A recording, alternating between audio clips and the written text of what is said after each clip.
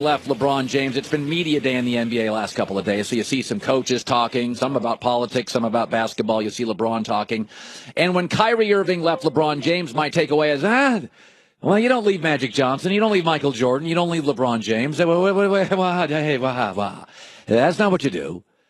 You don't do that. There's only about, every decade there's one or two transformative players. You don't leave LeBron. But then yesterday I had one of those moments. I understood it. I got it. Of course, I didn't know this before. I found this out yesterday. LeBron James, listen carefully to the word he uses, talking about Kyrie Irving. At some point, when he was ready to take over the keys, I was ready to give them to him. So the only thing I'm upset about is that he took a lot of the DNA and the blueprints now to Boston. That's the only thing I'm upset about, really. Other than that, I mean, I wish the kid great health, and the kid wanted to do what was best for his, for his career. I tried to do whatever I could, just try to help the kid be as great as he could be, or as great as he wanted to be, and and that's it. He used the word kid 4 times. LeBron's 32. Kyrie's 25. Kyrie's a 6-year veteran, has a net worth of $55 to $85 million. He's an all-star. He's an American superstar. He's got a shoe deal and TV commercials, a movie coming out, a #1 draft pick, hit the winning shot in an NBA championship. You're 32, he's 25. You called him a kid 4 times in 1 minute. That's to us. What did you call him when the cameras weren't on? On almost any other team, Kyrie is the man, and you just called him the kid. Talented, rich, accomplished people don't want to be called kid. LeBron said it 4 times. What's he say when the cameras aren't on? Listen, this has been LeBron's league for 12 years. I completely understand. I see the egos in my business for marginal talents. I get him seeing himself as the elder statesman of the league, the Pied Piper. Many players do follow him. He has largely created this player mobility movement. But it is no longer LeBron's league. The Warriors went 16-1 in the playoffs. It's their league. And Kyrie knows that. And LeBron's run as the king is over. I'm not saying he's not the best player, but by no means is this king running the kingdom. Those days are over. The Warriors will until they start fighting and don't get along. Smart, rich, talented, accomplished people do not want to be called, when we only have 7 years difference, kid. It's the bad LeBron, the passive-aggressive LeBron. I never understood Kyrie leaving. I didn't. You don't leave Magic. You don't leave Duncan, because you just don't get them. They're once in a friend. San Antonio will never get a player like Tim Duncan. The Lakers will probably never get a player as good as Magic. The Bulls certainly won't get a guy as good as MJ. So when you get him, you suck it up.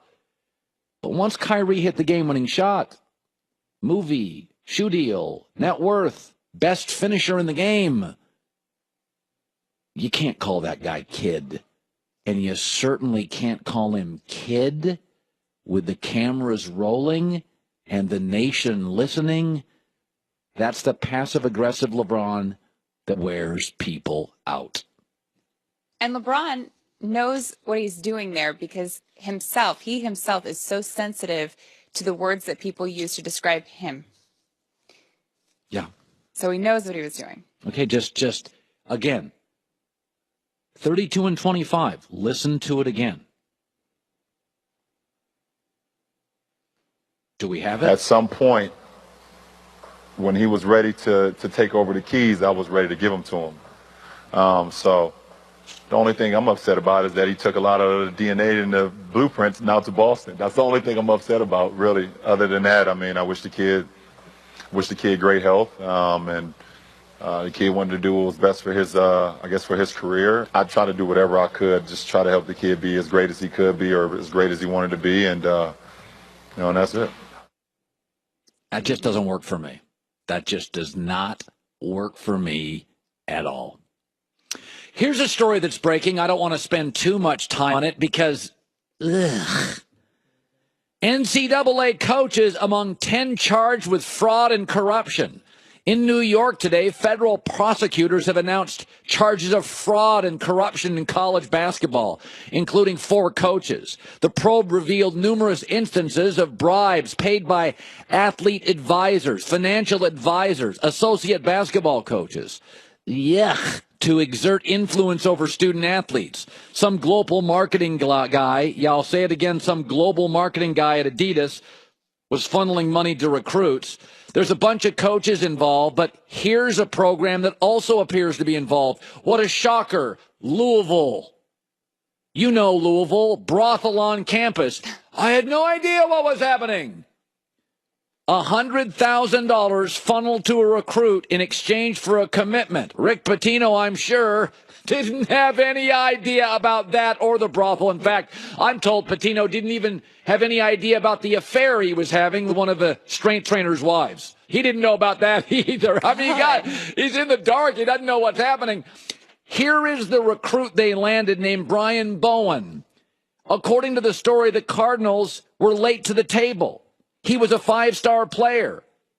They didn't recruit him. And suddenly he wanted to play for Louisville. Rick Pitino talked about it at the time. How did we get him? Well, we got lucky on this one, Terry. The story goes, I had a AAU director call me and said, would you be interested in a basketball player? And I said, who? And he said, yes, I saw him against another great player from Indiana. And I said, yeah, I would be really interested. But they had to come in unofficially, pay for the hotel, pay for their meals, and we spent $0 recruiting a 5-star athlete who I loved when I saw him play. So in my 40-some-odd years of coaching, this is the luckiest I've been. I mean, just random. He selected us. Coach, there was $100,000 paid to him. Well, I mean, how was I supposed to know? I mean, it's only my program. He was the best recruit our program brought in. How would I know about that? Or the brothel? I mean, I'm not trying to be rude, but Rick Pitino is starting to look greasier than a fast food apron. Okay. Drip, drip, drip, drip, drip, drip, drip, drip. Ego, ego, ego, manipulation, manipulation, manipulation, manipulation. Believe what you want, folks. Believe what you want. There's all sorts of programs involved in this, but there's one really, Louisville. But hey, I'm sure this can all be explained. I mean, how's a guy supposed to know if you got the bunny ranch, 45 feet from your coach's office? I mean, what coach? I mean, seriously, it never happens to Nick Saban, though. Never happened to Bobby Knight, though. Okay. Maybe I'm just reaching. Take the first step towards getting in the best shape of your life. Get a Bullfrog Pro training system. Frogfitness.com. The worst fun you've ever had. Christine with the news. No. Turn on the news. This is the Herd Line News. The Bunny Ranch is a little bit of a reach. A little bit. I mean, did you read that story on that thing they had on campus?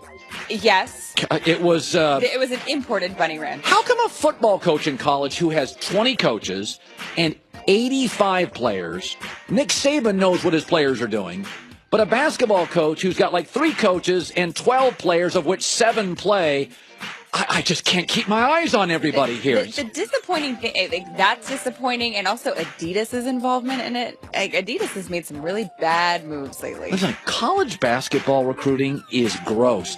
Now, I know my former employer will line up all their basketball analysts, the ones they still have, and they'll all make excuses for coaches, but it's funny how the college football coaches, Harbaugh's got, 100 guys running around the office. He can keep track of all of them. But at Louisville, Rick's got this down the street and that down the street. And I mean, gosh, what can a coach do? I just can't keep. If you have a company and it's 12 people, it's a lot easier to know what's going on than a company with 1,200 people. Couldn't we acknowledge that? And it looks like a lot of the people being arrested are assistant coaches, so probably the cover guys. Yeah, Vic is right. At the Patriots game, many of the players decided to take a knee during the national anthem, and Bill Belichick was asked about it after the game and said that he wasn't going to address it at that point, but that he would later, and now he has. He's released a statement.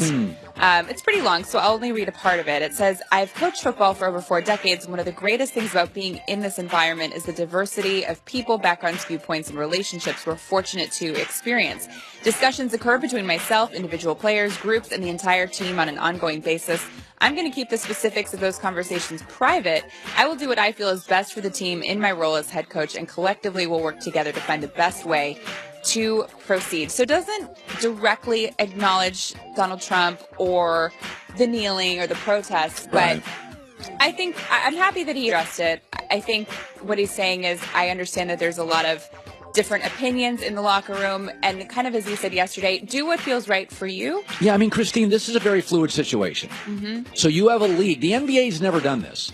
The NFL has tied itself to the military and patriotism, and now you have this fluid situation, and the media is pointing fingers. This is how you should act, and this is how you should act, and this is how you should act. And first of all, every owner's different. Every culture's different. Yeah. Every state's different. Dallas is conservative. Seattle's liberal. San Francisco is liberal. Charlotte may be conservative. I don't know if it is or not. It's in the South, so I would guess it's probably a little more conservative. Yeah. So, I mean, the reality is every owner and team has a different culture, plays to different advertisers, has a different sensibility, has a different influence in the locker room. Some have star quarterbacks. Some have J.J. Watt. Some are dealing with natural tragedies. The Texans, the Miami Dolphins, like this, and there's no one way to address this. No. It's hard. And I don't think it's just the media that's saying, hey, do it this way or do it that way. I think a lot of people have very strong feelings about this. What I don't like is where you feel like certain locker rooms or certain coaches are telling their team to all do the same thing, and it's putting an unnecessary pressure on guys to do something that they don't feel comfortable with. Right. I don't like that either. Right. And I feel like a lot of people, and I understand both sides of this, but a lot of people are saying, hey, if you're kneeling, that's a direct disrespect to the military members. And I don't necessarily look at it that way. I don't think that just because you're kneeling, it's saying I don't appreciate the military and people that are fighting for our country. It's that you're not happy with what's going on with the way that the United States is being run right now. Yeah, and I'm not a kneeler for the anthem. It's just not. It's not something I'm going to do. But I think everybody gets very judgmental and puts this, I'm a patriot and you're not, and I'm a better American than you.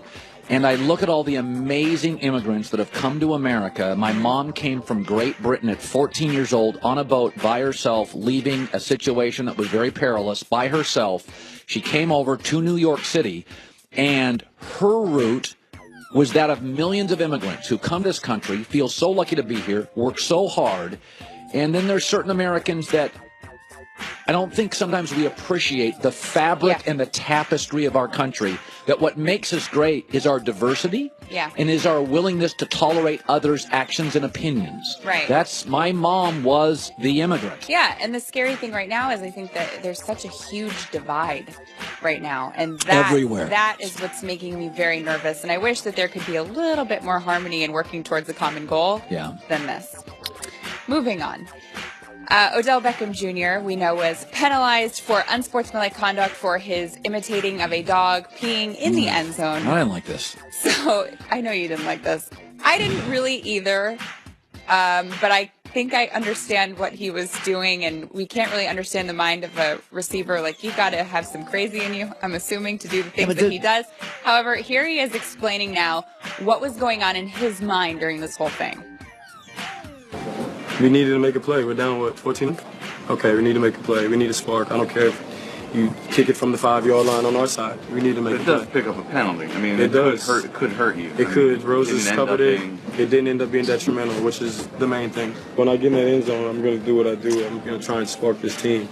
And the consequences are going to be what they are. It's like life. You have to deal with the consequences. And that's something I could take. You know, our team, we were motivated from that. I don't think it set us back any. I just don't think we finished. The Mara family did say today they were very disappointed. You know, Christine, I was talking on Speak for Yourself yesterday about this. The Giants are going through kind of a weird cultural shift. Okay, so it's always been a strong ownership, strong head coach organization. Now they have a head coach who doesn't look, sound, or feel like a head coach. So they have weak coaching, weak management. They went from Tom Coughlin, a Hall of Famer, powerful, respected Super Bowls, Ben McAdoo looks, sounds, and feels like a coordinator. So you got that issue. It's also been a very blue blood conservative franchise. The fan base in New York, for anybody that's listening that hasn't been to New York, the Giants fan base is older. If you go to a Giants game, Jets fans are younger and louder and rowdier. Giants fans are blue bloods. They're like Michigan football fans. They're like Kentucky basketball fans. They've been going to games for 50 years. But your star player now, Christine, is a youthful, sometimes in the eyes of Giants fans, inappropriate player. And it's a weird spot for the Giants. They're this, classic IBM, and yet this new engineer they have, who's their best engineer by far, is outspoken, takes shots at people. I think the Giants they have to reshift. They're in a cultural crisis in that building. I might be going off topic, but what's appropriate? What can we say is appropriate? I just know that's not appropriate. This again, you're going to think is off topic, but I was actually at a game this weekend, and I kept thinking about this. Professional cheerleaders or dancers, until we can really figure out that situation, I have a hard time calling anything else inappropriate. We literally have women whose job it is to wear skimpy clothes and dance around for the men. Like, I get it in college, high school. I was a cheerleader too. There's some athleticism to it. There are male cheerleaders that go along with it, and it's more about athleticism. But this is literally women in skimpy clothes cheering for men. And they're allowed to twerk, but the guys in the field aren't. Like, this, I can't say what's appropriate and inappropriate until that situation. Listen, the NFL's like a lot of pro leagues. There's a lot of hypocrisy. There's a lot. Yeah, there is. I mean, I can separate players from cheerleaders, but your point is well taken that you're selling sexuality on the sidelines, right, but a hip thrust by a player is outrageous. And why? One's a male and one's a woman? Legitimate point. I think it's a legitimate point. Like your Kyrie Irving point. I didn't get it initially, but I'm coming around a little bit. I'm so glad. Of course you are. And finally, Russell Westbrook has yet to sign his extension. He has until October 16th to do so. He says that he hasn't signed it because of the birth of his son and that he's had a lot of travel plans. I don't buy that necessarily, but here he is talking about Oklahoma City and his future, whether it will be there or not. Like I told you guys last year, this is the place I want to be. I love being here. I love the fans. I love the people here.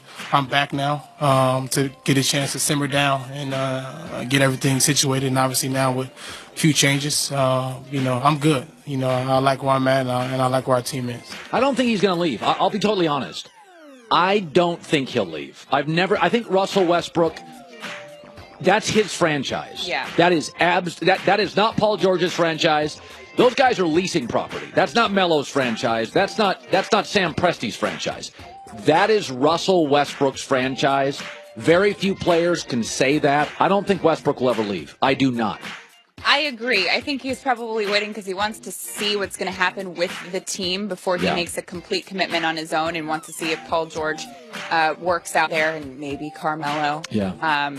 And take it from there. There's no reason to jump early on it. No. Christine, the news.